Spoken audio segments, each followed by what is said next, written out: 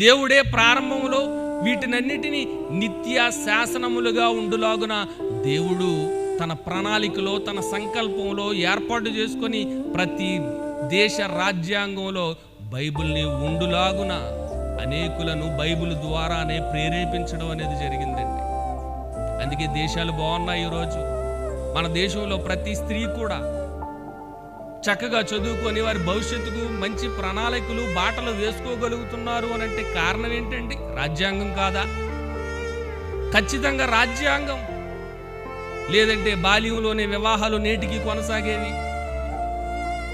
ఒక ముసీలు పండు తాతకి ఒక పసిపిల్లని వివాహం చేసే ఆచారం నేటికి కూడా కొనసాగి ఉంటే ఎంతమంది స్త్రీలు బలైపోయేవారు.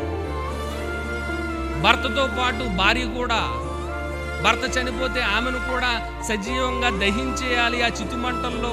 ఆ సాంప్రదాయం నేటికి కూడా కొనసాగితే ఎంతమంది స్త్రీలు బలైపోయేవారు. దేవదాసి వ్యవస్థ నిర్మూలం కాకపోతే ఎంతమంది స్త్రీలు వేశ్యలుగా ఆయా ప్రాంతాలలో కొనసాగేవారు నేటికి. ఆలోచించండి ఒకసారి. ఎంతో మంది సంస్కరణల ఉద్యమాలతో రాజ్యాంగాన్ని రూపొందించారు. కాబట్టి ఈరోజు మన దేశం, మన భవిష్యత్తు అంతా సుభిక్షంగా ఉంది అనంటే కారణం రాజ్యాంగం అయితే దాని వెనక ఉన్నది బైబిల్.